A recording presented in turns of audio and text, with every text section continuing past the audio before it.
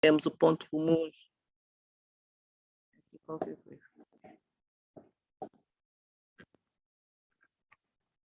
Certo. No ponto 2.1 temos os pontos comuns, a fileira do ovo e do frango. No ponto 2.2, condições acrescidas específicas, a fileira do ovo. No ponto 2.3, teremos condições acrescidas específicas, a fileira do frango. No ponto 3, comercialização e distribuição.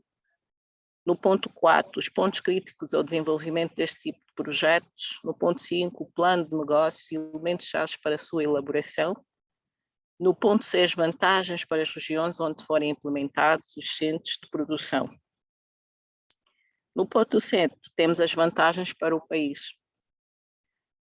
Terminando no ponto 8 com as nossas conclusões. Então, passamos a nossa apresentação. Enquanto empresária já com 12 anos nessa atividade, eu defendo que é preciso cada vez mais, antes de abordarmos a fileira de produção de ovos ou de carne no nosso país, fazermos uma análise muito rigorosa dos fenómenos que atendem à nossa própria realidade. Fenómenos esses que são os económicos, onde falamos da informalização do mercado e a nossa economia de subsistência, os culturais, onde temos os hábitos e costumes muito enraizados, muitas das vezes ignorados, como, por exemplo, o abate de aves em casa, o que não acontece em outras sociedades por atentar o bem-estar animal e a saúde pública. E nos sociais temos a retração do setor produtivo intensivo em detrimento do elevado nível de importações para alimentar uma população que ultrapassa os 30 milhões de habitantes, salvo erro. Entendo, enquanto gestora de projeto e empresária no meu próprio território, no meu país, que Angola e o continente africano têm que rapidamente inverter este quadro, até por uma questão de segurança alimentar e redução do peso das importações na balança de pagamentos. Fatores determinantes para a elaboração do plano de negócio nas fileiras de ovos e de frango. Perfil e credibilidade do promotor de projeto. Se nós não tivermos credibilidade, nenhum banco financia. Estudo de viabilidade económica que espelha a estratégia do promotor. Assistimos muitas das vezes promotores que têm estudos de viabilidade e muitas das vezes desconhecem o que é que espera o próprio estudo de viabilidade. Acaba por ser um entrave. Localização para a implementação de projetos. Tem que ser terrenos bem escolhidos, porque a água e a luz é fundamental para a produção avícola. Quem fala da produção avícola, naturalmente estamos a falar de frango, de carne e de ovos. Taxas de juros bonificadas por serem projetos de interesse nacional. Responsabilidade económica, financeira e social. Uma equipa experimentada. Um banco que um banco comercial seja vocacionado para o desenvolvimento económico do país. E passaremos agora ao desenvolvimento no ponto 2. É bem verdade que Angola, desde 2012, há quem defenda que seja antes, mas eu vou falar do período que eu entrei para o setor agroindustrial. Desde 2012 que tem investido fortemente no setor da fileira de ovos e de frangos, o que permitiu o surgimento de grandes grupos que apostaram no setor produtivo. Contudo, é todo impensável que continuemos a avançar neste sentido de criação de produção animal e ovos se nós não contrariarmos aquilo que tem sido um dos grandes entraves para o desenvolvimento da fileira, que é um plano de produção intensiva de ração animal, com maior impacto na produção das principais matérias-primas. Aqui estamos a falar do milho e da soja. Também recomendamos, pela experiência de 12 anos de atividades, maiores investimentos na produção intensiva de grão.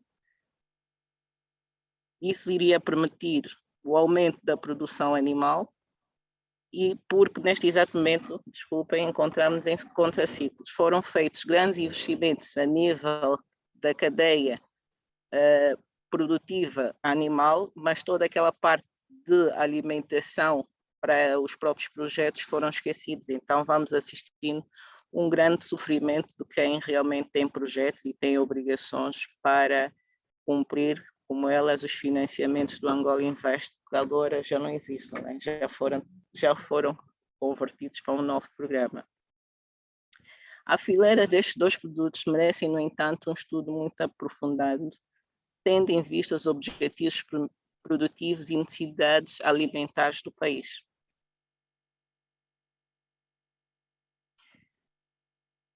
Um dado que nós gostaríamos de trazer, que resulta também desses 12 anos de atividade, prende-se com o facto dos estudos que nós fizemos, Angola tem necessidade de apostar, ou de necessidade diária de 5 milhões de ovos dia e de 600 toneladas de frango dia. A carne de frango e o ovo são as alternativas de fonte proteica mais acessível e barata e fazem parte da emenda diária do povo angolano. De realçar que um plano estratégico do país tem que atender os dados aqui refletidos. Eu estou com alguma dificuldade agora de ver aqui. No 2.1, pontos comuns.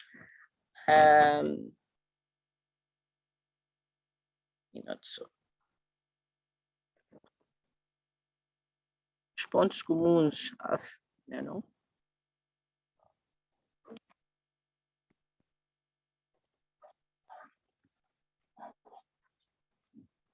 Minuto, show, existia a tecnologia.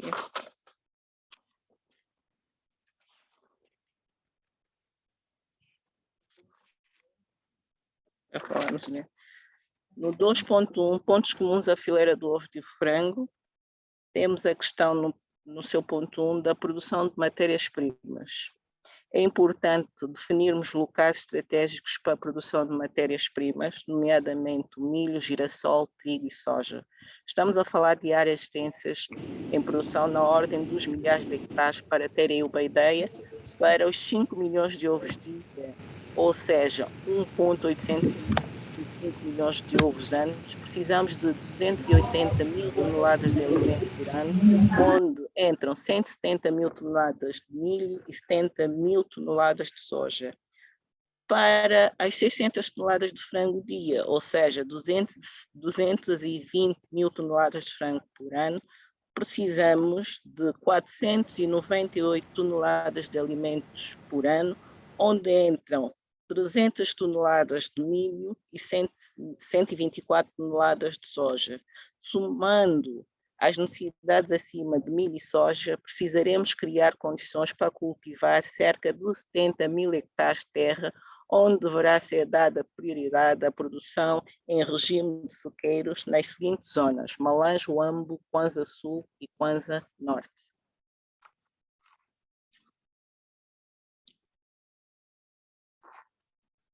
Vamos passar ao ponto 2, armazenamento das matérias-primas. É importante silos com secadores, para evitar a umidade do milho. Se existir umidade de milho, nunca será aproveitado para ração animal, por vários fatores de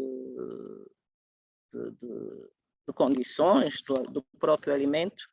Necessário criar condições de colheita e armazenagem das matérias-primas, até serem desenvolvidas condições de produção. Teremos sempre que recorrer à importação, infelizmente. Aqui é muito importante contar com os silos portuários. Os silos portuários devem servir para transição e não para armazenamento, não é?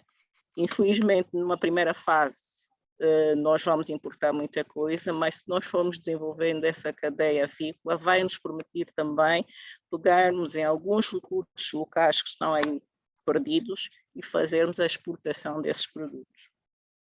No ponto 3, vamos falar da produção de alimentos. Necessário construir fábricas de rações em locais estratégicos.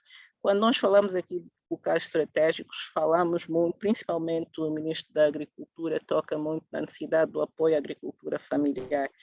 As indústrias que forem criadas é necessário serem implementadas em zonas de agricultura familiar, para permitir transformar a matéria-prima em alimento. Essas principais matérias-primas, é importante tomar nota, que representam 80% do custo produto final, sendo por isso necessário criar condições para produzir também localmente, às necessidades de cálcio, calcítico, fosfatos e premixes, todos eles, na sua maior parte, importados, porque o que nós temos, o premix não, mas os cálcios que nós temos não atendem aos parâmetros internacionais para a produção intensiva de frangos. Estes últimos, no curto prazo, terão de continuar a ser importados, por não existirem indústrias nacionais que os produzam dentro dos parâmetros exigidos internacionalmente para a produção intensiva de ração já atrás mencionado. No médio prazo, será prudente o desenvolvimento destas indústrias em cadeia para a integração do processo produtivo em território nacional.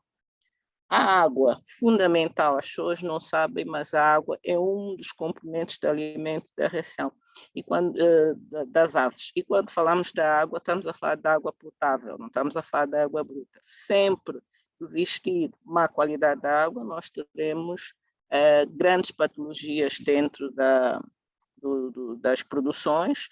E se as aves estiverem doentes, elas não produzem. Se elas não produzem, elas ficam doentes. Se elas ficam doentes, elas não dão o resultado esperado, que é a conversão ou de ovo ou de carne, que permite vender e, naturalmente, temos condições financeiras para honrarmos com as nossas responsabilidades. Muitas das vezes as pessoas não vão ao fundo da questão, mas uma dos grandes problemas que muitos dos nossos agricultores deparam-se é com a falta de qualidade da água, que muitas das vezes vem bruta e depois tem todos esses problemas nas suas produções e os projetos acabam por desaparecer. A energia também é uma componente e fator de produção. Temos que ter uma energia estável. Nós ainda recorremos às energias alternativas, o que faz também disparar aqui os nossos custos de produção, porque quanto mais geradores, mais manutenções, mais combustível. Daí, muitas das vezes, o ovo e o frango nacional chegaram a um preço caro e às vezes vemos, muitas das vezes, a velha linguagem de que a produção nacional é cara. É cara por todos esses fatores, até agora, aqui explicados. Vamos passar ao ponto 6,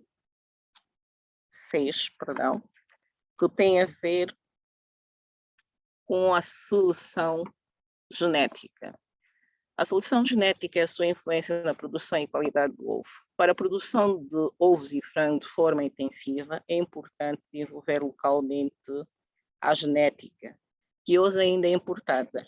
Este ponto focal para o bom desenvolvimento zootécnico econômico da atividade, em nosso entender e pela experiência, pensamos que a melhor genética para as poedeiras seja a Lohmann Brown ou a Highline. E para os frangos, a genética Cobb ou House. Por serem genéticas, e porque é que nós apostamos nessas duas marcas, e mais uma vez aqui a nossa experiência, são genéticas. Quando nós falamos de produção intensiva de ovo e frango, nós precisamos ter todas as condições que nos permitam ter investimentos elevados e retornos à altura para assumirmos as nossas responsabilidades. E essas genéticas aqui mencionadas são comprovadas internacionalmente. É importante partirmos rapidamente, se quisermos levar o país para a sua autossuficiência em frangos e ovos, é importante partirmos rapidamente para a importação dos parentais, da genética atrás mencionada. A incubação e todo o processo tecnológico deve ser desenvolvida no país em função das áreas necessárias. Temos noção que este processo é muito exigente a todos os níveis, nomeadamente técnico e de biossegurança, sob pena de graves dissabores em termos produtivos. É necessário compreender os desafios locais para o uso da biotecnologia em programas de melhoramento genético, de formas a definir estratégias de produção capazes de aumentar a eficiência produtiva e econômica da produção animal, razão pelas quais não demos ainda passo nesse sentido. Um projeto como o nosso, em que tivemos que investir fortemente nas principais infraestruturas, se nós nos aventurássemos a fazer a genética local, nem faríamos ovos, ou não faríamos ovos, faríamos só genética, mas era impossível fazer essa integração toda.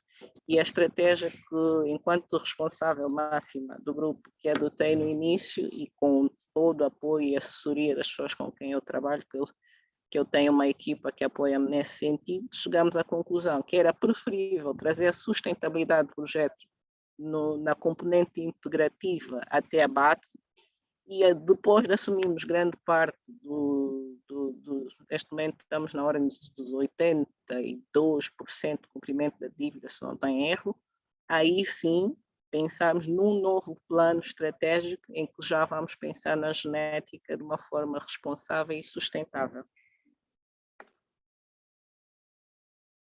No ponto 7, nós trazemos aqui o plano vacinal. Sem um bom plano vacinal, nós podemos importar a genética, nós podemos ser financiados, nós podemos ter a reação, mas se o plano vacinal falhar, porque isso está tudo em ciclos, põe em causa todo um plano produtivo que leva anos a ser implementado. No ponto 7, nós trazemos aqui a necessidade de uniformização de um plano vacinal para as aves, sejam produtoras de ovo ou produtoras de carnes.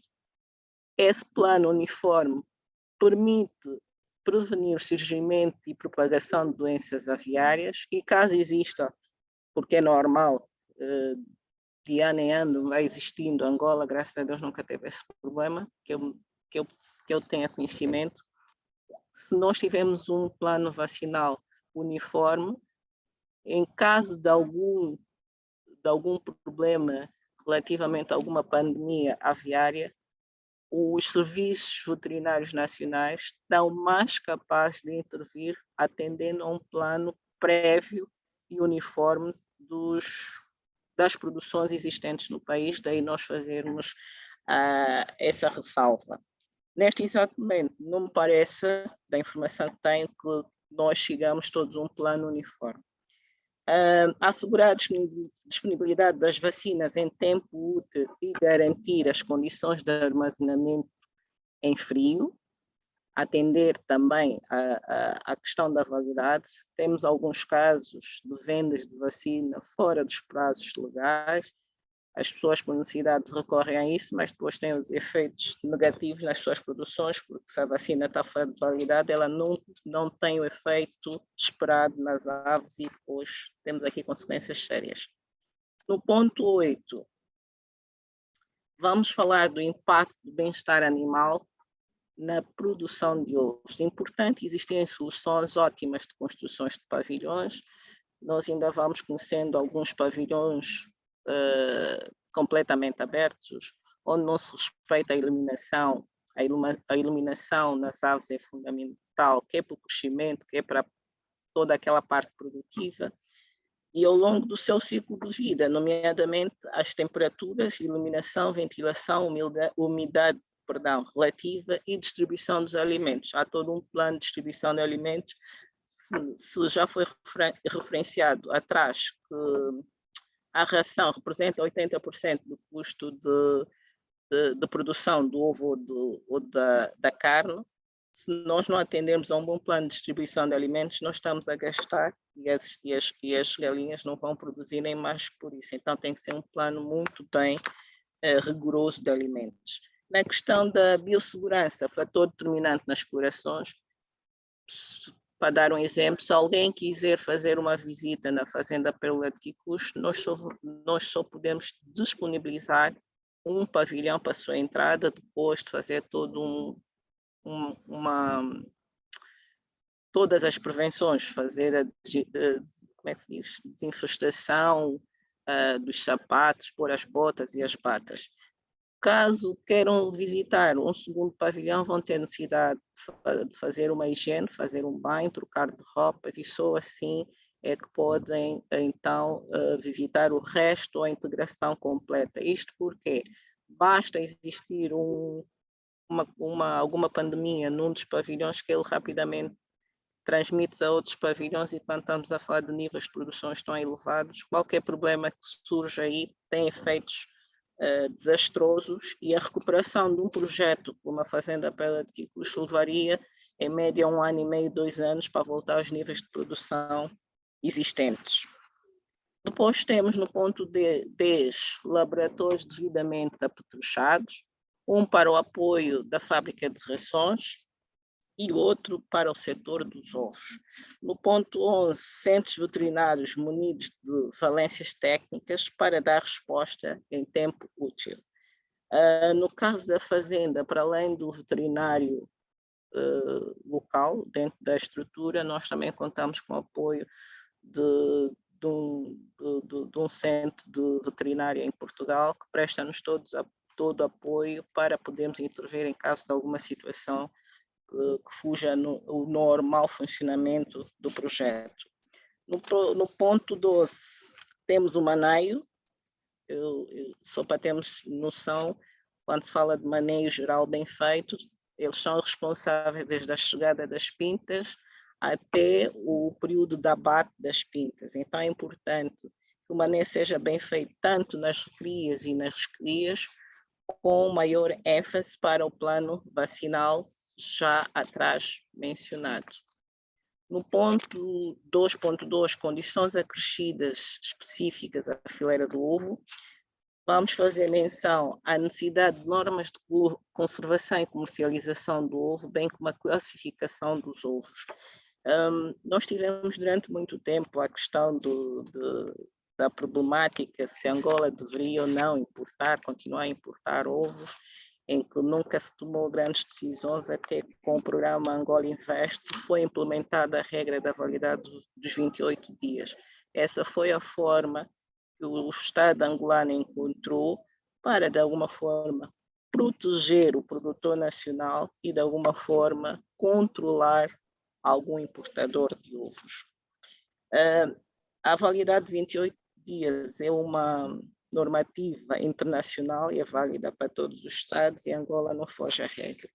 Quando falamos da refrigeração dos centros de classificação, é importante mantermos alguma qualidade desde o processo produtivo à classificação até a distribuição ou entrega, a distribuição aos pequenos comerciais ou às grandes superfícies.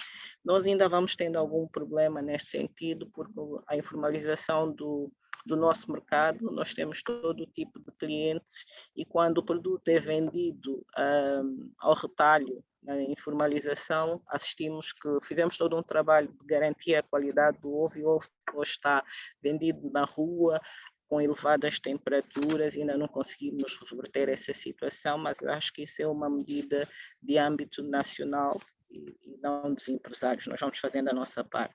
No ponto 3, temos a necessidade de embalamento em cartões e caixas. Tem 2 indústrias, existem mais indústrias nesse sentido, mas nós trabalhamos com 2 indústrias que conseguem nos garantir a qualidade do ovo, não é? A condicionar e garantir a qualidade do ovo. Muitas das vezes nós recebemos reclamações, mas as pessoas não têm noção.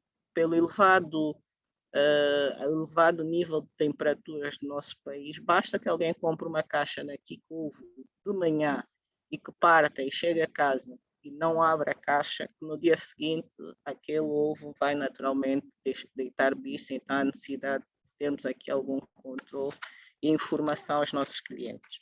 No ponto 2, no 2.3, condições acrescidas específicas à fileira de frangos. Matadores com instalação de frio dimensionada em função da produção, rede de fio existente desde túneis de refrigeração até temperatura de conservação para sua comercialização. Quando nós falamos de refrigeração, a única forma que nós tivemos, a Avicus, o nosso matador, teve de alguma forma sobreviver ao impacto terrível das importações, foi fazer o frango refrigerado. É a única forma de nós garantirmos a nossa existência. Com frango congelado nós não somos competitivos.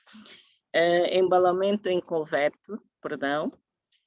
e caixas. Mais uma vez mencionar que trabalhamos com 2 indústrias de embalagens que garantem condições para armazenarmos os nossos produtos. Nós temos uma certa reflexão, que é É importante questões de saúde pública que se conheçam os centros de debates oficiais. E depois há um ditado que passo a citar, que é antigo para todos: nós somos aquilo que comemos. Não menos importantes são as certificações higiosanitárias.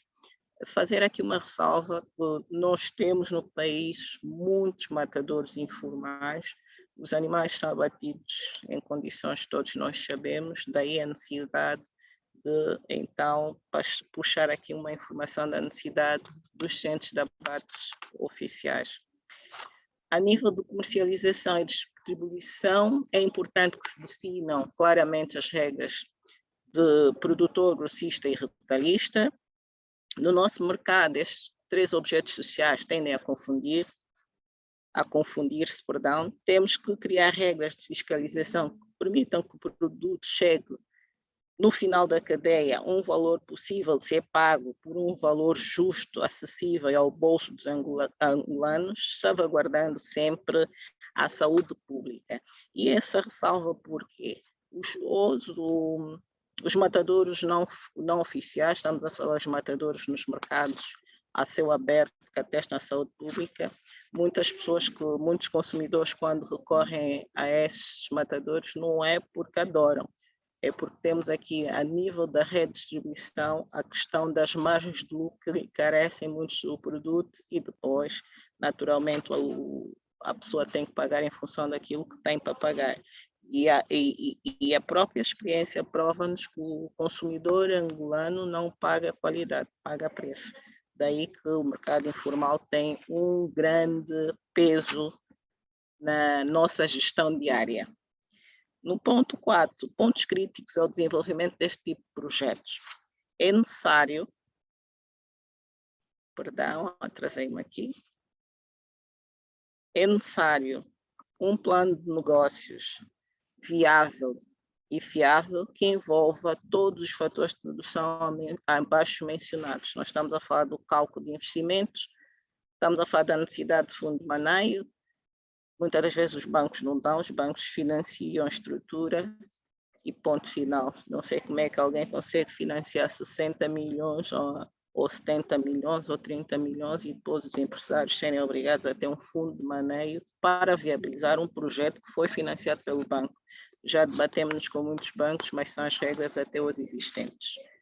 Depois temos os pressupostos realistas, capacidade de gestão e de unidades dos promotores, mais uma vez, acesso às divisas. Para a fase de investimento, para a exploração, é necessário também as pintas produtoras, premix, adubos ou adobos, alguma mão de obra expatriada. Nós, quando iniciamos o nosso projeto, tínhamos na ordem, penso, 200 colaboradores expatriados. O projeto sempre acompanhou todas as políticas do Executivo. Neste exato momento temos 5 expatriados em pontos estratégicos e grande parte das áreas de negócios são ocupadas por colaboradores nacionais, o que me permite também estar aqui hoje, naturalmente, a dar o meu melhor. Preço da energia. Para além do preço da energia, é necessário estabilidade de energia. O preço da água também é um grande problema. Os preços que são praticados aumentam consideravelmente, quer de energia e de água, os custos de produção. Preços de mercados e a pauta aduaneira tem que ser ajustada para promover a produção interna. A nível de... Perdão, que eu perdi-me aqui. A nível de sugestões, é necessária a introdução de processos simplificados para produtores ou projetos âncoras, apoio institucional. Até hoje, 12 anos depois, eu todos os dias ou todos os meses tenho que recorrer a um PCA de banco, ou o Ministro da Agricultura, ou o Ministro da Economia, ou das Finanças, ou a AGT, para ver um problema resolvido.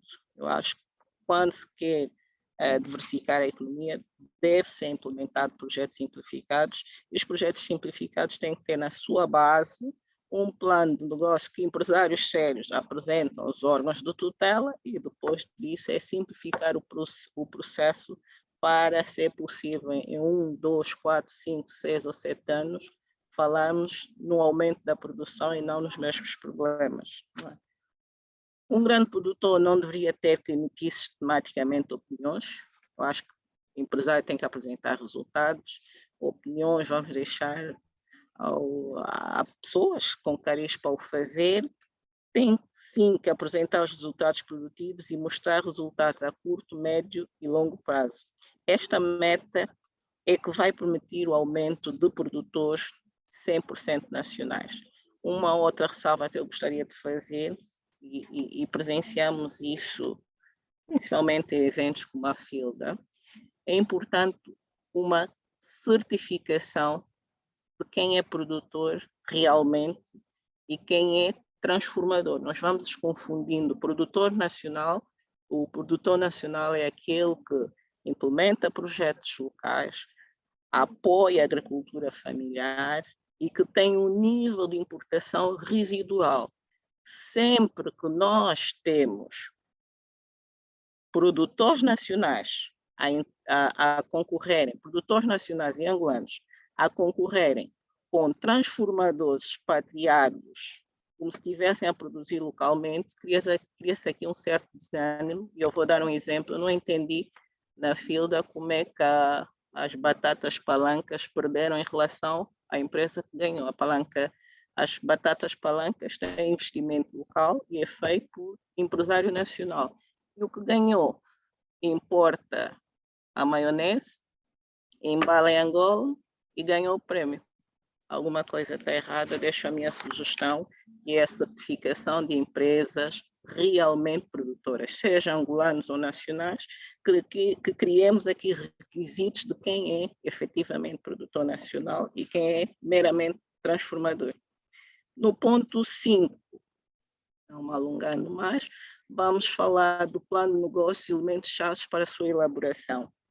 Para que os elementos-chave de um plano de negócio se concretizem, há que olhar com muita atenção às particularidades do nosso contexto histórico e econômico. No ponto 1, existem condições para a implementação rápida das duas fileiras em Angola. Temos condições naturais propícias, terra, água, clima, mercado consumidor. Isso é que a importação de frangos tem vantagens, vontade empresarial, financiamentos disponíveis. Aqui falta alguma especificidade e necessidade de adaptar o produto financeiro ao setor produtivo avícola. Enquadramento, vontade e apoio empresarial. Vamos passar ao segundo ponto, que é a definição dos objetivos produtivos. A partir daqui, definir as áreas de produção agrícola, as matérias-primas,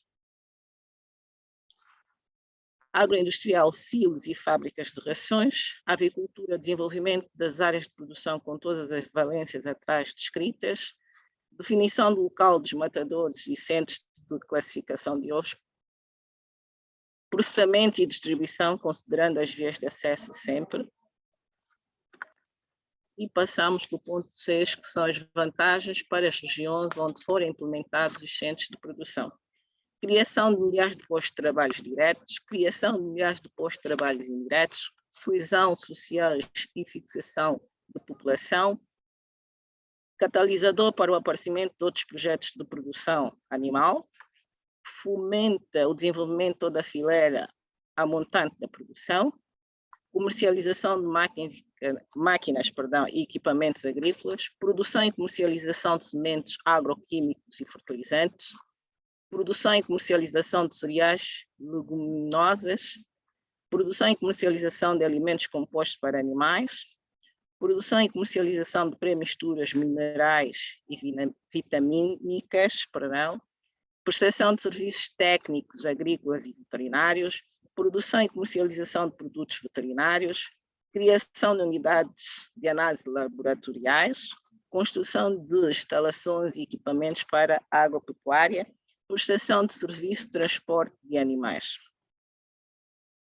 Nas vantagens para o país, dar resposta ao desígnio na nação das políticas do Executivo, diminuição de necessidade de divisas, contributo para a soberania alimentar do país, valorizar os recursos endógenos, desenvolvimento econômico e social do país, dinamização do mundo rural ou agricultura familiar, complementam-se, transferência de tecnologia, formação e capacitação profissional, promover a produtividade e a criação de valor, estimular a produção nacional, reforçar os rendimentos dos produtores, reduzir o déficit e deficiência externa em produtos alimentares, promover a competitividade em toda a fileira produtiva, atingir maior nível de segurança alimentar, potenciar o crescimento do número de pessoas que integram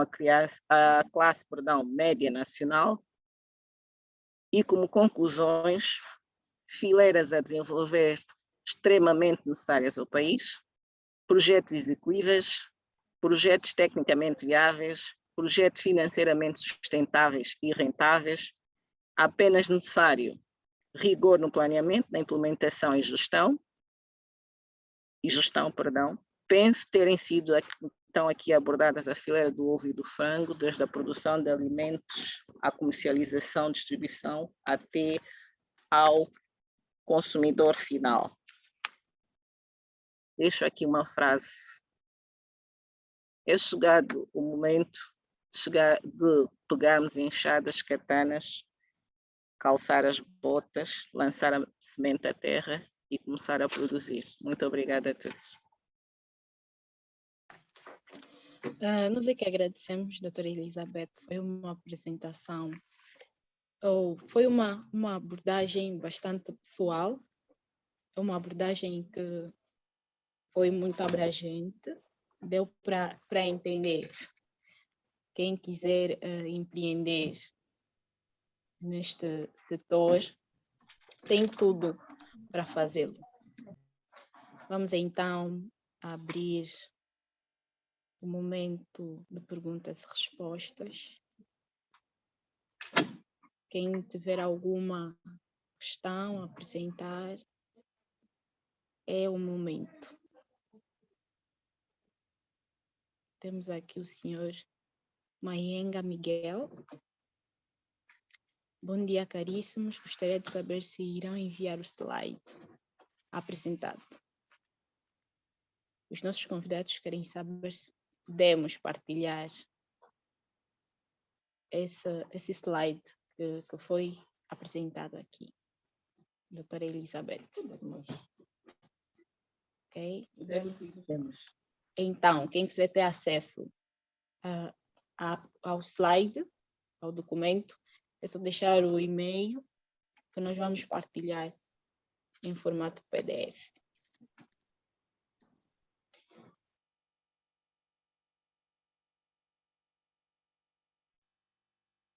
Questões, estamos abertos a questões. Apesar da apresentação ser bem clara, estamos abertos ao momento de perguntas e respostas. Sim. Bom dia. Bom dia. Por favor, ligar a sua câmera, apresentar-se.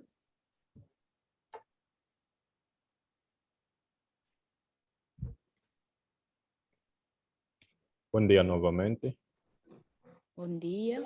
João Love, técnico afeto à direção do serviço do IVA. Não sei se estou a ser bastante audível ou a comunicação está a chegar com dificuldade. Pode repetir o seu nome, por favor? João Love. Ok. Senhor João, estamos abertos. Está à vontade para expor Eu a sua tenho. questão. Eu tenho uma questão e chamou minha atenção. Já agora vou aproveitar para parabenizar a doutora Elizabeth Santos mais uma vez. Já fiz via chat. Gostei da apresentação, foi bastante elucidativa, mas ficou-me uma questão que a doutora Elizabeth tocou referente às batatas, que a nossa batata nacional perdeu com uma das batatas produzidas, não sei se aonde, Gostaria de saber da doutora Elizabeth o que é que fez no sentido de demonstrar por A mais B à organização que a nossa batata tinha mais qualidade e como é que nós podemos notar a diferença da nossa batata nacional em termos qualitativos, comparando com as batatas produzidas noutra parte do mundo. Muito obrigada, senhor João. Doutora? Desejo agradecer a questão colocada. Muito boa tarde, caro João Love. Agradecer naturalmente a opinião que emitiu, o elogio à minha pessoa. Eu sou uma grande defensora de produção nacional e de empresários nacionais.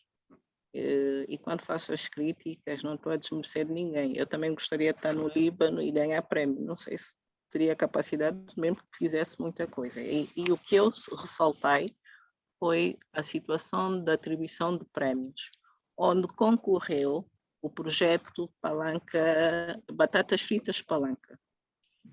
E quem conhece o projeto, eu pelo menos conheço a apresentação do projeto, nunca fui visitar, mas também quem conhece de indústria, basta olhar para um processo e percebe se corresponde à verdade ou não. A palanca, as batatas palancas é um projeto industrial implementado em território nacional, com investimento nacional, promotor nacional e concorreu aos prémios galões de, acho que são os leões, e a mim eu fiquei triste ver que quem ganhou foi uma empresa que só transforma localmente. Significa dizer, quem ganhou foi uma empresa libanesa, qualquer coisa assim. O Ministério da Economia sabe do que é que eu falo. E as batatas palancas que investiram localmente perdem em detrimento de uma empresa estrangeira que é subvencionada no seu país de origem, pega na maionese produzida no seu país de origem, embala em Angola, desrespeitando quem realmente está a investir como deve ser. Uma coisa seria palancas, as batatas palancas, indústria local, investimento local, em território local. Outra coisa seria a empresa produtora de maionese com produto local, investimento local e sediada, quer dizer, todas as condições locais. Agora, termos empresários subvencionados nos países de origem para virem ganhar empresários que fazem sacrifício, eu não concordo. Daí ter feito referência, não é a batata nacional. Embora diga, a nossa batata nacional tem melhor qualidade que a batata importada. A batata importada para chegar bonita em Angola está cheia de conservantes. Isto também não é mentira para ninguém. A batata nacional o que precisa é de centros de classificação, que também não é muito difícil. Basta-se fazer a recolha, criar condições de centro de classificação para chegarem às redes de distribuição e comercialização dentro dos parâmetros exigidos. Não sei se consegui responder.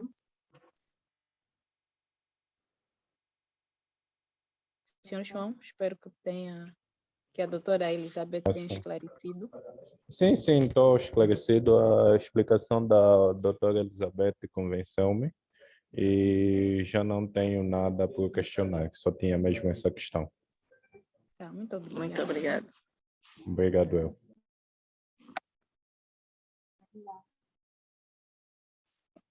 Ainda há tempo para mais questões.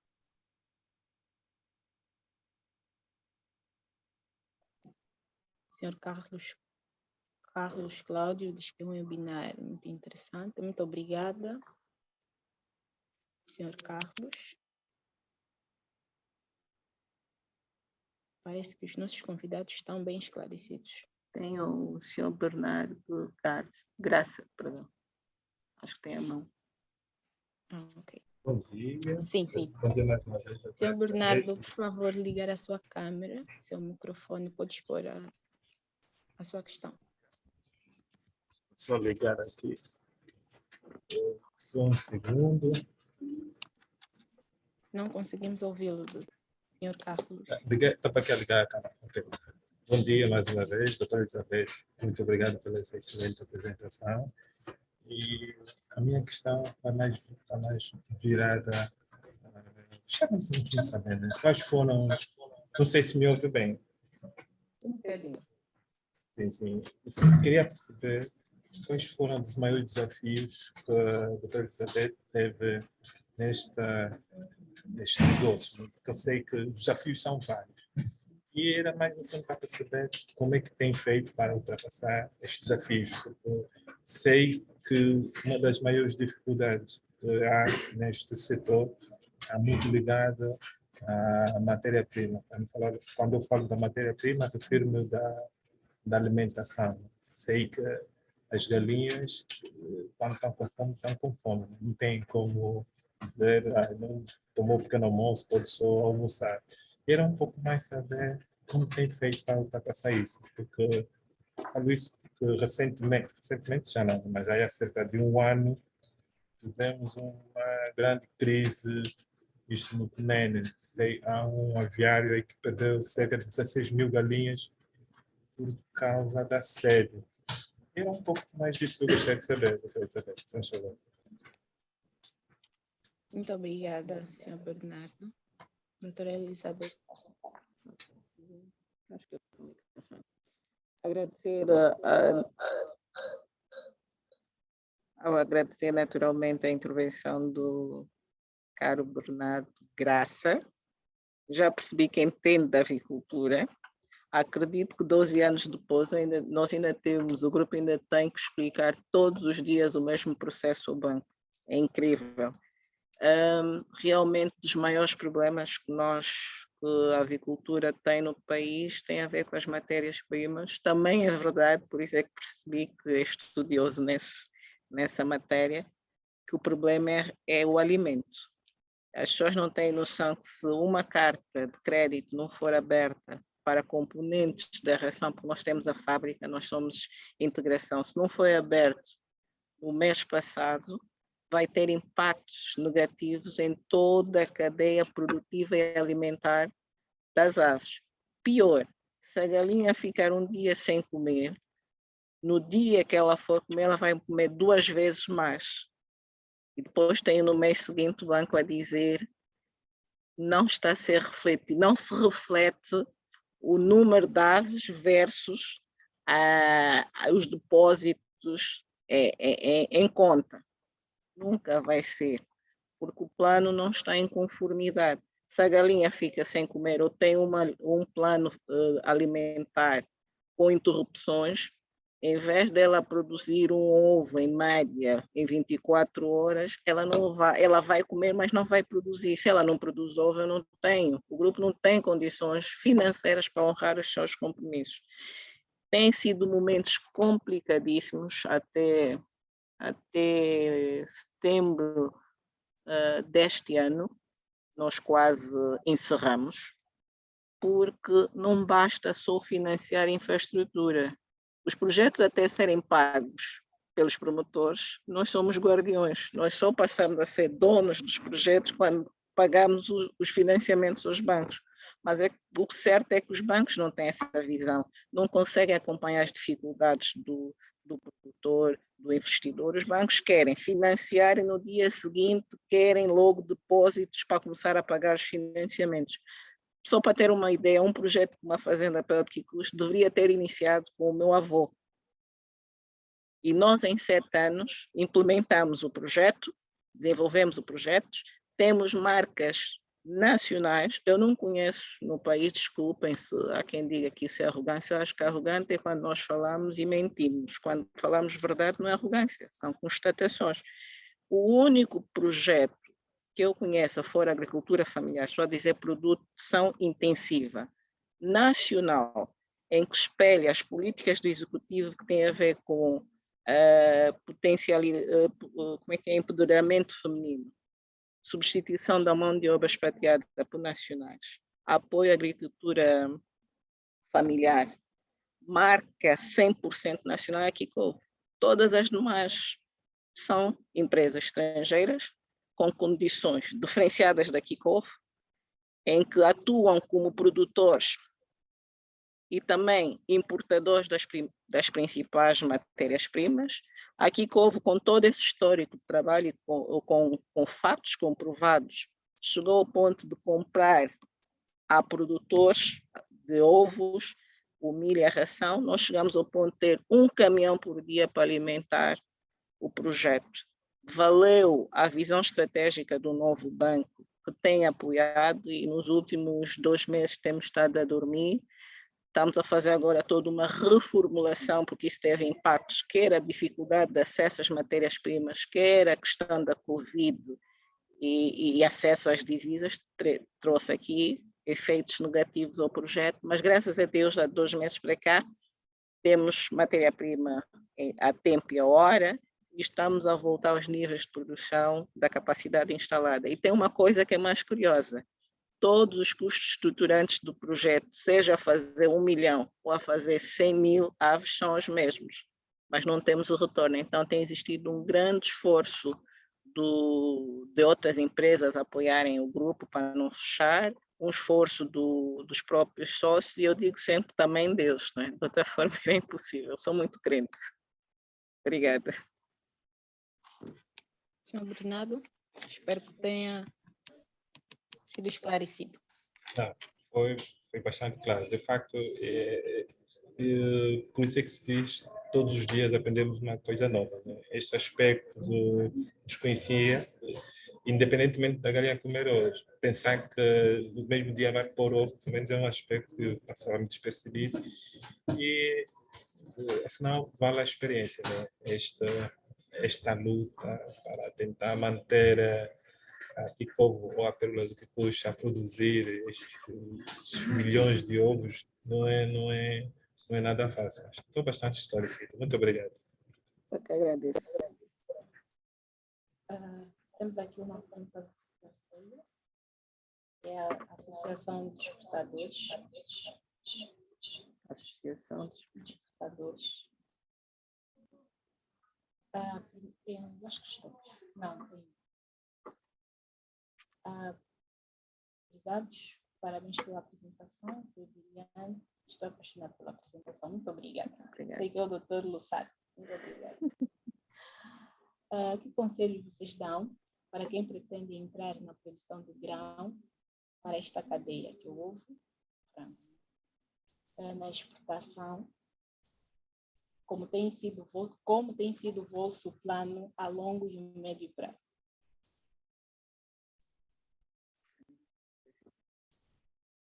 Agradecer também a colocação, a questão colocada pela Associação de Exportadores. Colocou-nos aqui a questão do que é que aconselhamos a quem quer entrar para a produção, penso que intensiva de grãos. Eu, antes de aconselhar nós, aqui enquanto grupo, aconselharmos futuros investidores nesse sentido, também tem que dizer que é realmente uma área atrativa. O país vai ter obrigatoriamente crescer rapidamente na produção intensiva de grãos por 2 motivos. O grão, quando falo de grão, estou a falar do milho, principalmente, que representa 60%, e a soja são 20%, se eu não tenho erro, concorre com a produção animal e a produção alimentar humana, que é com as chuvas. E nós não podemos continuar a importar com um nível tão alargado de terras férteis que nós temos. Quem quiser avançar, eu aconselho ir para o setor do grão, que é o que realmente mata todas as produções existentes no país, porque a nível da transformação, criação animal, existem ainda muitos bons projetos que têm que ser viabilizados. Todo o patrimônio está criado, só não está a funcionar porque não tem o grão. Então, o melhor negócio nesse momento seria entrar para a cadeia do grão. Mas para isso também é importante um banco de desenvolvimento sério para apoiar esses novos promotores e investidores. E por quê? Porque são projetos com um nível muito elevado de recursos financeiros, e nós continuamos a bater nas mesmas teclas das garantias e não garantias. Eu acho que sempre que surgir, minha opinião pessoal, sempre que surgirem promotores sérios e credíveis que tenham uma visão estratégica, que apoiem o executivo na implementação de um plano de produção intensiva em território nacional, eu acho que nem deveriam pedir garantias reais, devem pedir garantias reais a promotores que não são credíveis, não é? Porque muitos de nós não temos essa condição das garantias reais, mas o meu conselho é realmente desenvolver um projeto sério nesse sentido. Não corro o risco de fechar, porque é só ver o nível de importação de matérias-primas que existe no país, significa dizer que há carência, mas tem que estar muito bem apoiado a nível da banca financeira. A nível da exportação, nós precisamos atingir os níveis de produção diária de ovos de 5 milhões. Enquanto nós não atingirmos esse nível de produção de 5 milhões de ovos dia, é impensável tirar do pouco dos angolanos para mandar para fora. Há muitos empresários que dizem que fazem exportação, ouço, mas eu teria dificuldade em dizer que eu faço exportação. Não faço por ser responsável, não faço enquanto grupo, porque temos que ser sérios. Primeiro, atingir os níveis de produção e sustentabilidade do local e só depois ir para a exportação. Aí ganha-se mais dinheiro, não é? Mais estável. Doutor Lussati, espero que tenha sido esclarecido sobre essa questão. Temos uma mão levantada da Carpa. Peço que ligue o microfone à sua câmera e, por favor, apresenta-se. Okay. O meu nome é Carlos Padre. Eu estou com alguma dificuldade em ligar aqui a minha câmera. Não sei... Mas pronto, eu vi atentamente a apresentação da doutora Elizabeth.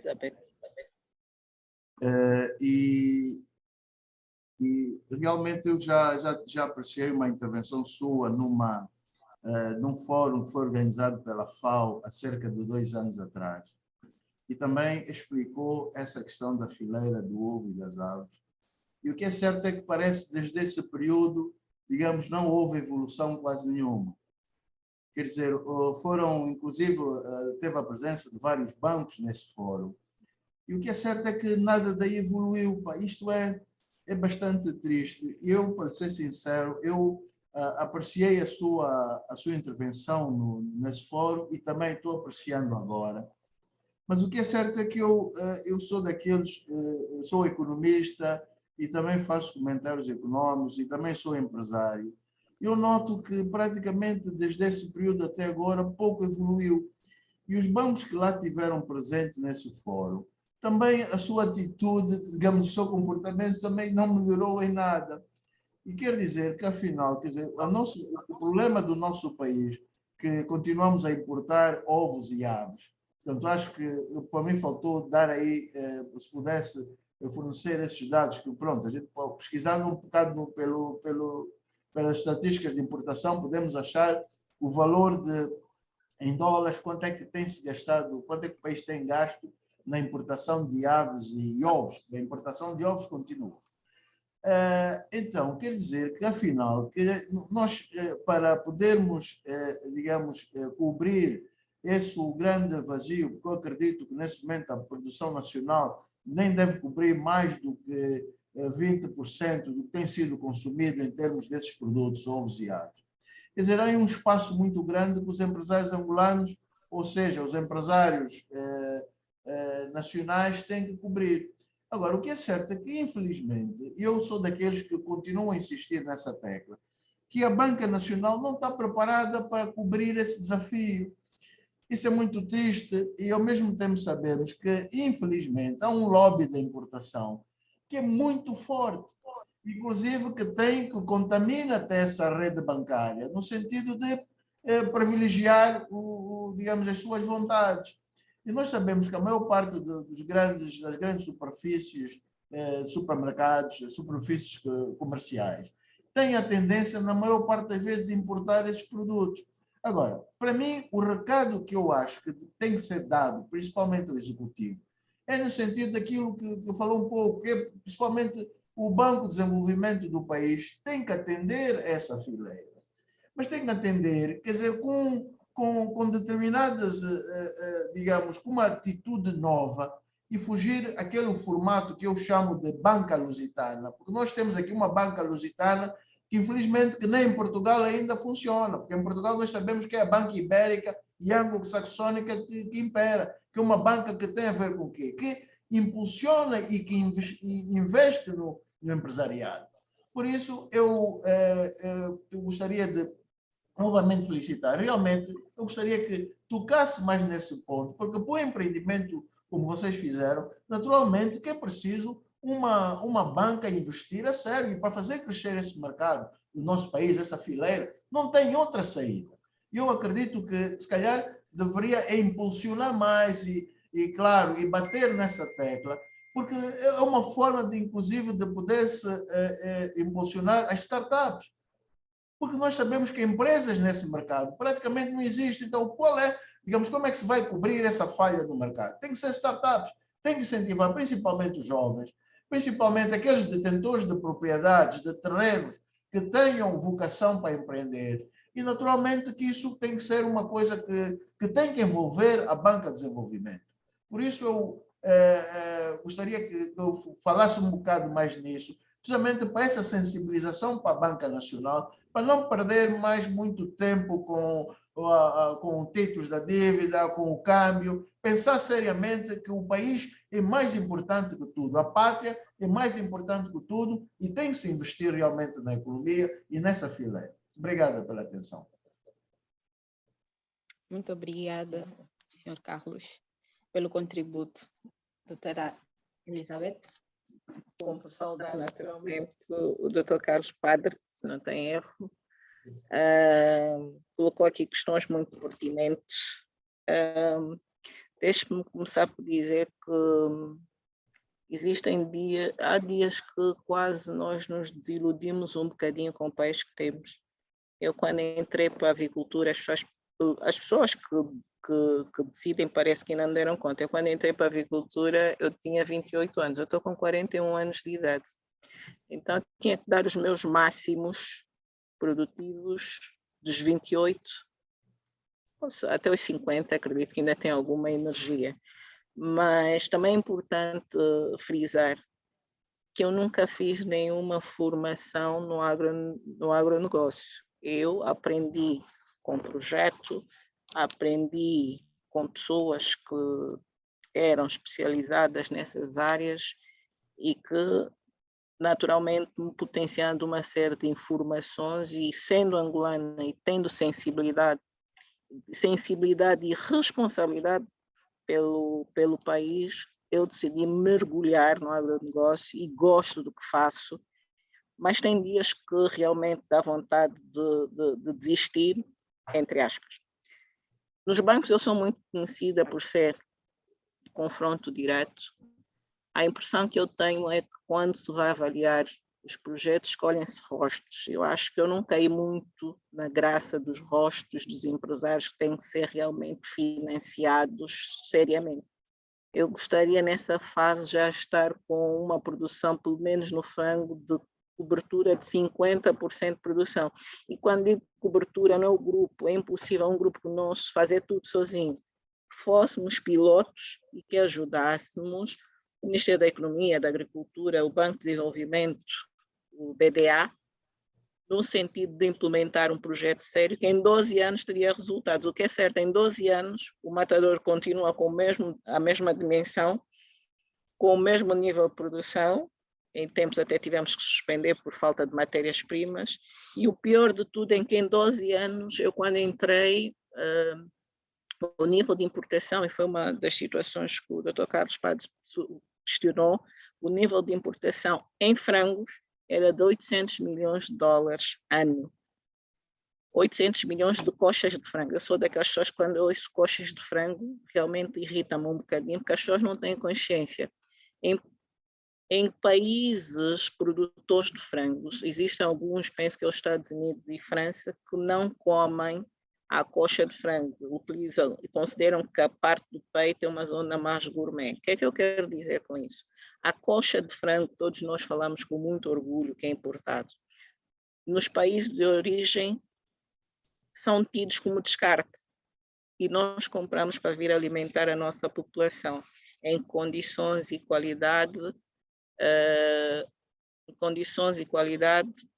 desconheço, mas não me parece, fazendo frango local, não me parece que tenham melhores condições que o frango se fosse produzido localmente. Nós estamos a falar de 800 milhões de dólares há 12 anos atrás. A última vez ouvi dizer que estávamos no nível de 350, 400 milhões de importações de frango ano. O que é certo é que nós temos há mais de 10 anos um projeto desenvolvido por nós, angolanos e parceiros estratégicos expatriados, que acreditam na potencialidade de Angola, para trazer um projeto sério, sustentável, de produção nacional, com um nível de empregabilidade alta. Já falamos várias vezes e as pessoas olham para nós como se estivéssemos a falar alguma coisa fora do normal. Mas para ter uma ideia, um projeto sustentável nesta vertente de 50% de produção local, cobrir 50% da necessidade de produção local para abastecer o mercado nacional, custa de 800, vai depender, depois se quisermos estender isso vai aumentar, mas nós com 800 milhões de dólares traríamos um projeto sustentável nacional.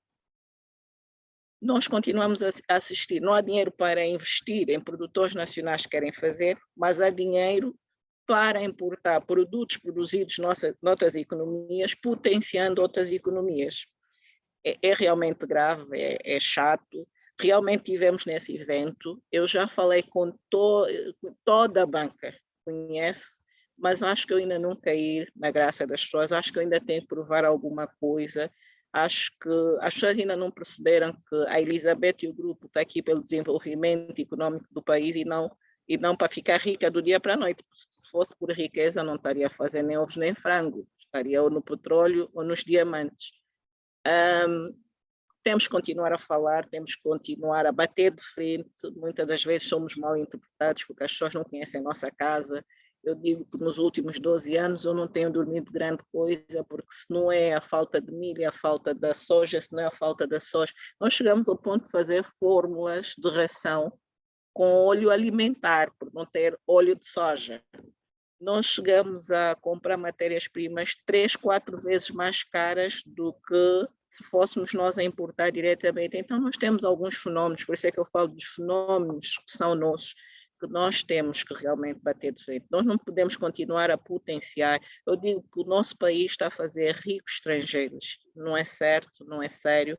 Eu, enquanto jovem, já estou preocupada com a geração dos meus filhos e dos meus netos, que sabe, outras pessoas com mais idade. É realmente uma situação chata. Dr. Carlos? Obrigada.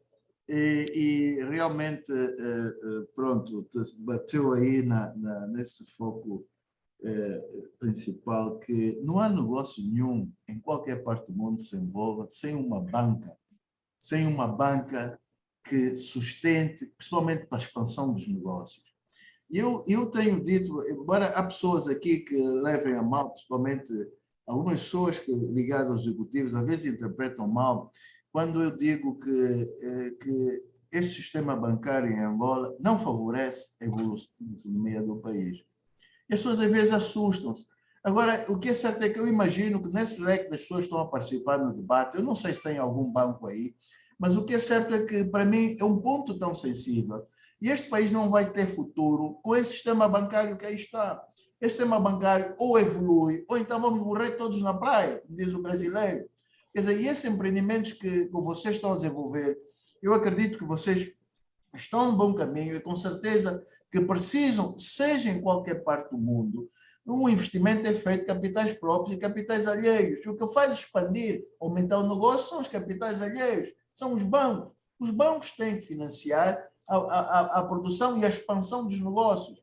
Por isso, eu julgo que deverá, para mim, o meu conselho, porque eu também tenho um centro de empresas, eu tenho várias empresas, inclusive é uma pena que grande parte delas estão inoperantes. Por quê? Porque os investidores estrangeiros que deviam cá estar, infelizmente, com essa situação, não só do Covid, como a própria instabilidade do país, da economia, do câmbio e da própria segurança, até a questão da criminalidade afeta o nosso ambiente de negócio. Mas mesmo assim nós continuamos nessa batalha.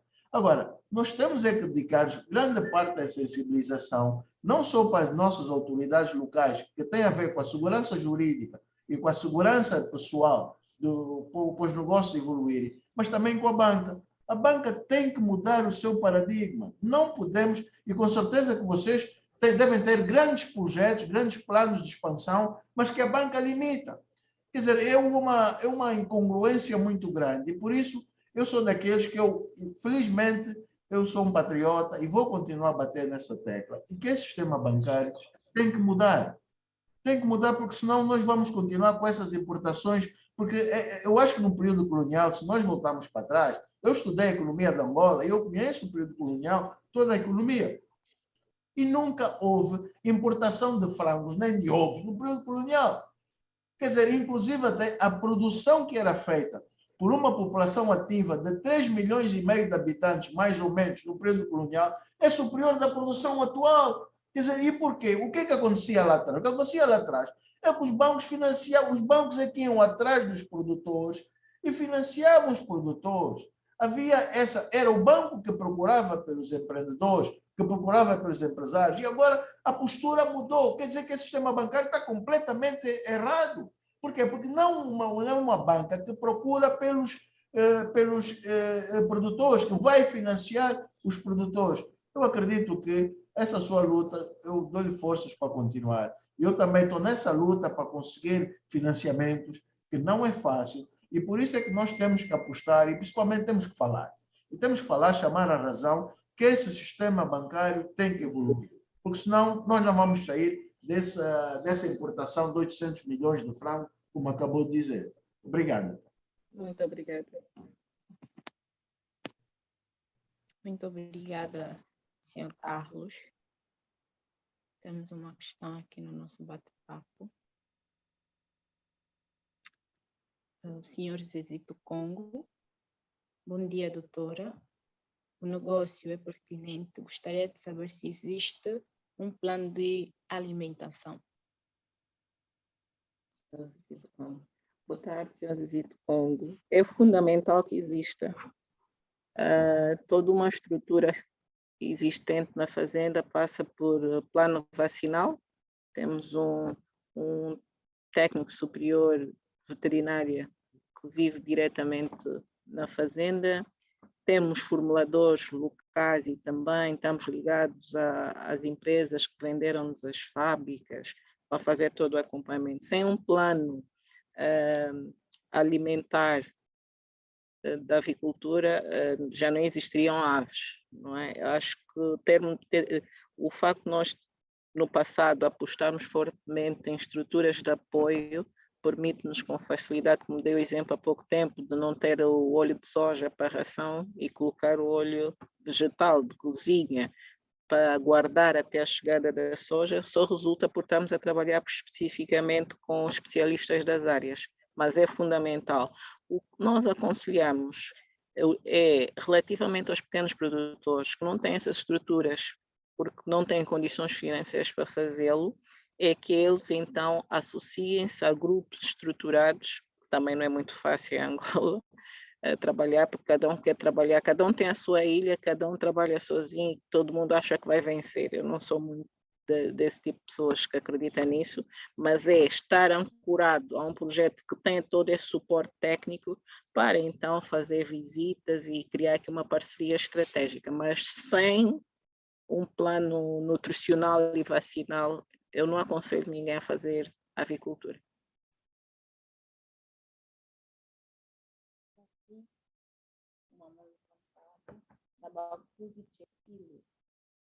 Pode ligar o seu microfone e a câmera, por favor. Ok, bom dia. Sou Nabacudo Chepile, não é?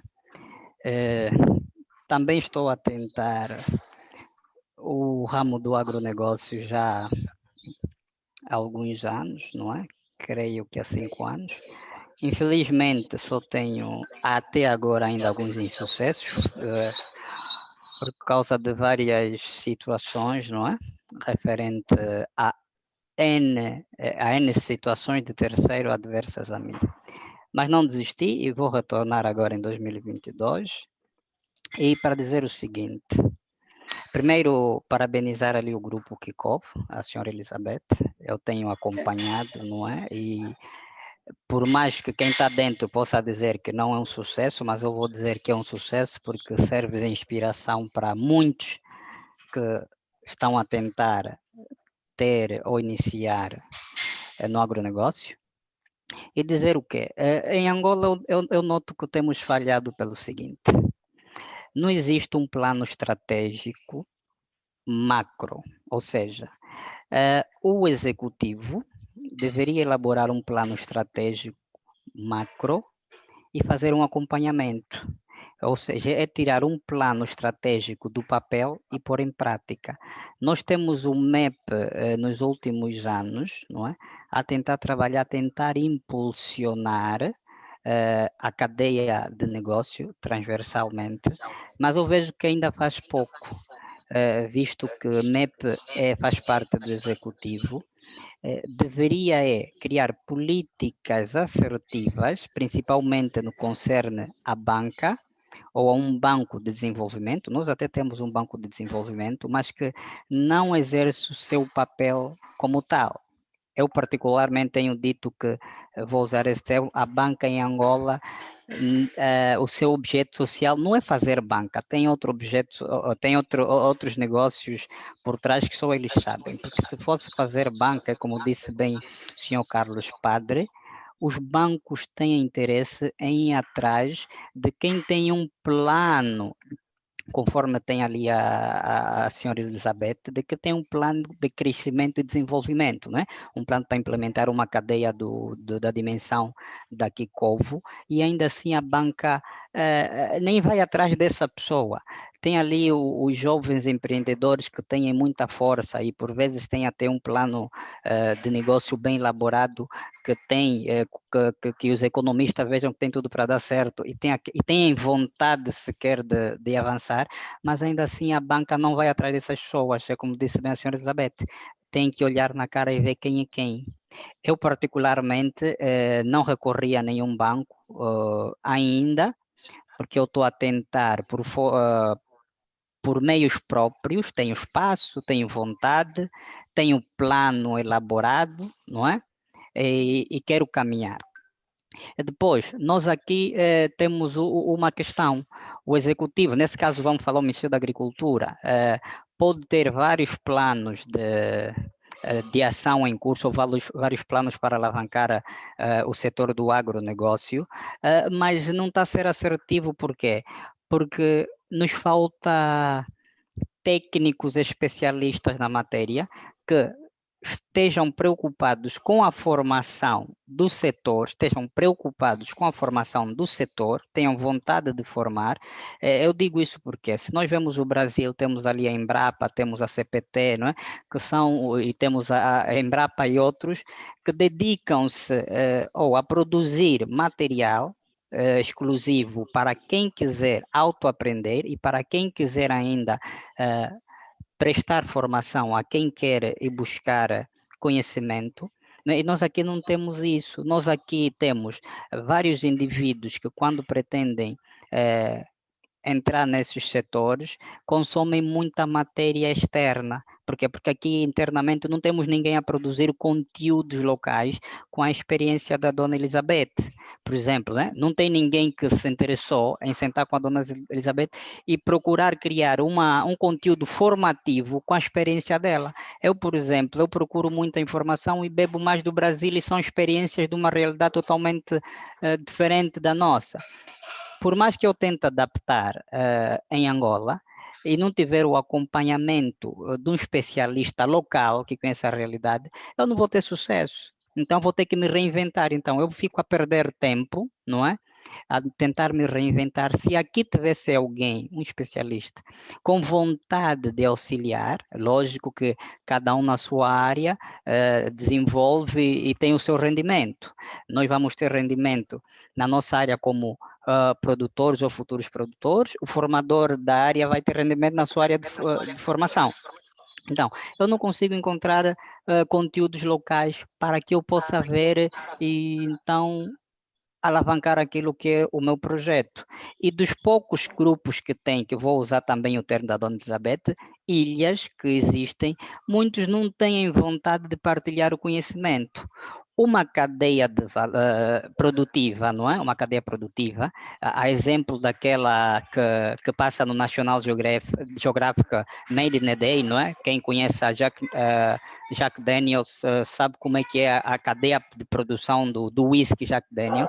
É incrível, eu tenho um plano estratégico, eu vou identificar todos os pontos fortes e os menos fortes, né? E vou então no mercado verificar, ok, o meu core, a minha marca é produzir whisky, ok. O whisky para ser produzido, quais são as matérias-primas que eu vou precisar? Eu vou identificar, eu posso lançar esse repto para toda a sociedade e dizer, olha, eu preciso de X quantidade periódica de milho com essas características. Eu preciso de X quantidade de carvão periodicamente com essas características. Então, vou falar com vários intervenientes e eu vou me preocupar simplesmente em produzir whisky. Toda essa cadeia envolvente vai se preocupar em produzir qualquer parte ou acessório daquilo que eu vou precisar para produzir o meu whisky. Isso eu não vejo cá em Angola. Os que já existem, ou aqueles produtores que de alguma matéria-prima que têm, são muito especulativos. Isso faz com que eu também, o meu plano de negócio que eu fiz, não tenha pernas para andar, porque eu quero definir, por exemplo, a minha marca é o preço. Se eu tiver o preço como marca, eu não posso ter um preço 5 vezes mais caro daquilo que é o padrão ou que está estipulado a nível mundial daquele determinado produto. Então, eu digo, se eu estou a vender 5 vezes mais caro por conta da matéria-prima que eu estou a comprar muito cara, eu não vou ter sucesso. Eu posso inicialmente ter algum sucesso porque as pessoas não estão informadas e quando eles tiverem informação eu aí perco o sucesso porque ele vai fazer o quê? Vai preferir importar e por vezes a importação só continua a crescer aos níveis que cresce, por quê? Porque quem vende localmente a matéria-prima é um especulador, é uma pessoa que compra, um exemplo, né? Compra 100 kwanza um produto e aqui em Angola ele vai vender esse produto a 1.500 kwanzas. Isso, sinceramente, é um absurdo, isso não se faz. Então faz o quê? Faz com que Angola tenha um custo de produção tão elevado que faz repensar muitas vezes se entrar num agronegócio nessa altura ou aqui em Angola é rentável ou não, porque nós quando investimos queremos ter rendimento.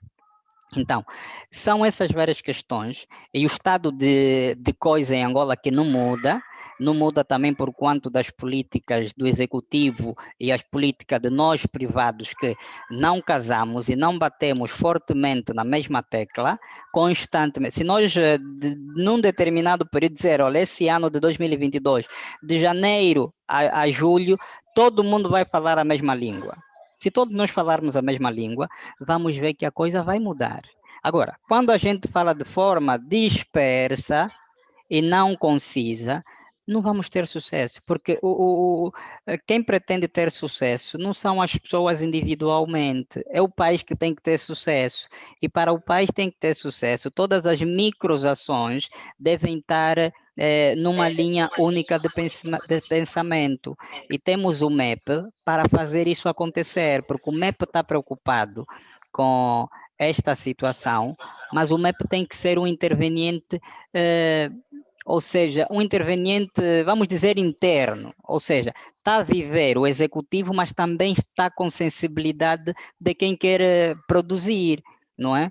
Tem realizado as conferências, os encontros, muito bem, mas tudo que se produz aqui deve refletir num outro sítio. Alguém tem que tomar conta e redefinir os planos, as estratégias e procurar o encontro do banco, dizer, olha, banca, há muita reclamação porque vocês não estão a fazer o vosso trabalho. Se tiver algum mecanismo de medidas disciplinares ou alguma penalização, porque não podemos estar sempre a sofrer e a dizer, olha, a minha produção não avançou porque o banco não me deu o investimento que eu solicitei. Por quê? Porque olhou na minha cara e disse que não, mas depois deu numa outra pessoa que não tem vontade de produzir, ofereceu-lhe o dinheiro, não houve um acompanhamento técnico, essa pessoa fez com o dinheiro uma outra coisa. Eu que de facto quero produzir, não me dão o dinheiro. E por vezes eu vou ter, o retorno vai ser em pouco tempo. E os períodos de carência que os bancos dão para o agronegócio, muito sinceramente, não facilita. Um exemplo bem prático, eu por vezes sou investidor anjo para alguns produtores. No Akukungu tinha um jovem com um projeto muito ambicioso, tudo para dar certo em um ano. A banca embrulhou o jovem, o jovem gastou do pouco que tinha com uma promessa infundada da banca e a banca não deu o dinheiro. E graças ao atual ministro do Planeamento e Economia, né, Sr. Mário, intervir na altura dos factos, eu consegui falar com ele, intervir e fez com que a banca desse o financiamento.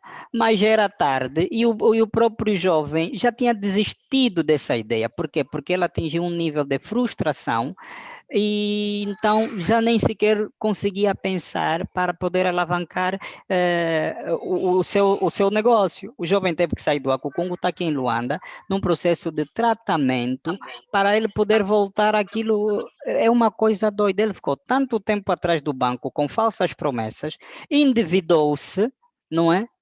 E depois ele caiu numa frustração. E quando veio, de facto, a intervenção do MEP para que o jovem pudesse conseguir, o jovem já estava num estado psíquico diferente daquilo que é normal. E fez com que o jovem, muito sinceramente, perdesse a casa no Akukungu e está aqui na casa de alguém a receber tratamento. Então, só para verem o impacto das más ações dos nossos bancos, o que causam. Mas isso ninguém fala. E os bancos estão ali, todos eles, entre aspas, sorridentes, não é? E ninguém lhes faz nada. Então, por isso é que eu até hoje eu prefiro não acreditar no banco, prefiro tentar por meios próprios. Se levar 5 anos, eu vou insistir, porque eu nunca vou desistir de conquistar os meus sonhos da forma mais possível ou correta, não é? Nunca vou desistir. Agora, eu não vou no banco por causa disso, não é? Posso ter tudo para avançar, mas não avanço. Então, eu prefiro, num período, juntar e depois comprar alguma coisa ou investir em alguma coisa e ver como é que vai ser. Eu faço isso, não é? Então, temos que ser muito mais sérios no trabalho da produção nacional, porque senão não, vamos começar sempre a depender da importação e não vamos nos queixar, porque somos nós os principais atores que estamos a deixar isso ir no rumo que vai e não precisamos estar a lamentar, porque não estamos a fazer diferente para mudar. Então, vamos tentar fazer agora diferente para mudar, mas temos que ser todos nós, o executivo, os privados e o executivo. Só assim vamos conseguir ter sucesso. Obrigado por agora. Obrigada, senhor Nabacuzi. Doutora? Queria só parabenizar. Para já tem um nome muito sugestivo e bonito, não é? Obrigado. Eu não.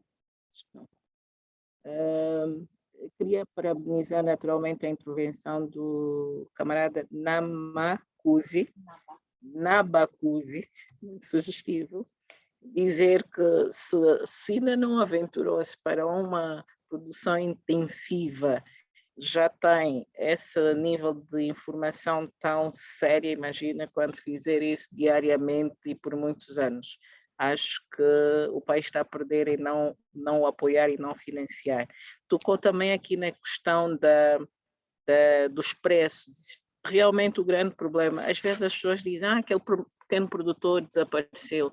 Não desapareceu por incompetência. Uma das regras, ou melhor, uma das armas silenciosas que a importação faz é realmente asfixiar os pequenos produtores que têm que recorrer à compra das suas matérias-primas diretamente a eles. Quase que é vamos fingir que estamos a apoiar a produção interna, depois aumentamos o preço, depois desaparecem, depois há aqui um certo grupo que fala das incompetências ou falta de valências dos produtores nacionais para levarem avante os seus projetos. Não, o que existe aqui é uma arma silenciosa de matar os pequenos produtores.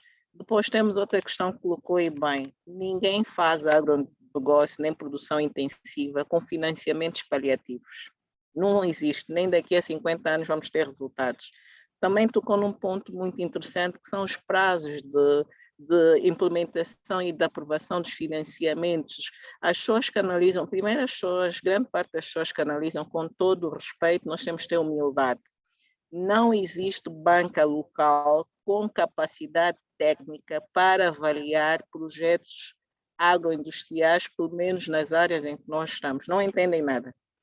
Depois recorrem a assessores estrangeiros que, quando o próprio assessor que está a avaliar, nem conhece o nosso contexto local.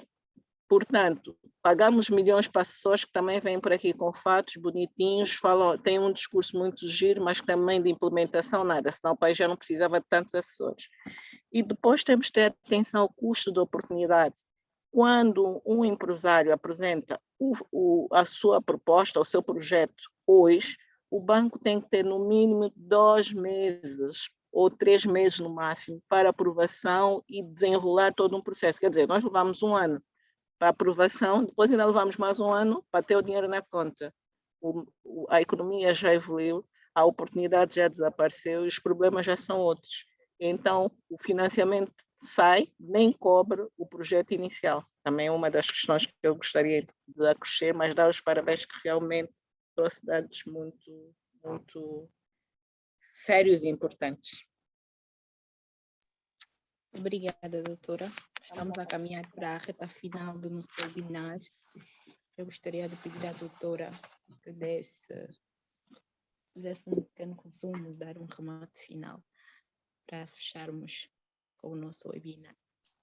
Um resumo. Primeiro, naturalmente, agradecer o convite, agradecer as intervenções, porque as pessoas deixando de fazer alguma coisa para estarem a ouvir o que nós temos aqui para apresentar. Continue, quem me conhece sabe, fiz um esforço para não chorar, que eu sou uma chorona compulsiva, embora muito agressiva empresarialmente, mas tenho uma motivação, eu sou movida a objetivos, a interesses. Eu acho que chegou o momento e todos os problemas que o país vai atravessando servem mesmo para abrir a cabeça das pessoas. Eu não acredito que o agronegócio ou a produção interna será desenvolvida por grupos estrangeiros. Podemos fazer aqui uma coparceria de grupos tecnicamente bons nacionais e grupos tecnicamente bons expatriados. É preciso também deixar aqui um conselho aos jovens que estão a entrar agora para a banca, que têm muitos discursos, opiniões, e não é uma opinião técnica, é opinião pessoal. Nós só podemos dar opiniões pessoais quando o tema é pessoal. Quando for questões técnicas, podemos falar sobre questões técnicas. E muitas das vezes, quem está a avaliar os projetos de empresários que já fizeram e têm vontade de fazer alguma coisa, são pessoas com opiniões pessoais. Resultado, vamos continuar a falar as mesmas coisas porque não temos a humildade de aceitar que cada um de nós tem um papel no panorama econômico do país e que cada um de nós tem que procurar alcançar os seus sonhos sem precisar que alguém coloque uma barreira à frente de nós, porque senão dá mais trabalho removê-las. E eu sou Elizabeth Santos e vou continuar com esse sonho, que é trazer a produção nacional para níveis de competitividade e internacionalização das marcas. Muito obrigada a todos. Obrigada a nós, doutora. Dizer que o senhor Nabacuzi deseja sucessos ao grupo e que ele está aqui para continuar a consumir os produtos da Kiko. Muito obrigada. Nós é que agradecemos. Faça-nos uma visita. Nós é que agradecemos, doutora. E o doutor Lussato também agradece. Doutor Lussato, não mencionei o nome, pois fiquei com vergonha, as minhas desculpas, agradecer também a intervenção. Mas isso quando estamos a lidar com papéis e temas tão sérios, às vezes escapa-nos aqui algum cuidado. As minhas desculpas. Chegamos então à reta final do nosso webinar. Esperamos que esse webinar esteja... Agora muita gente está a agradecer. A doutora Obrigada. Elizabeth agradece. Esperamos que estejam todos esclarecidos sobre esse tema que é muito importante e bem abrangente. E esperamos por vocês no próximo webinar. Obrigada a todos. Boa tarde. Obrigado. Estou passando uma boa tarde. Já.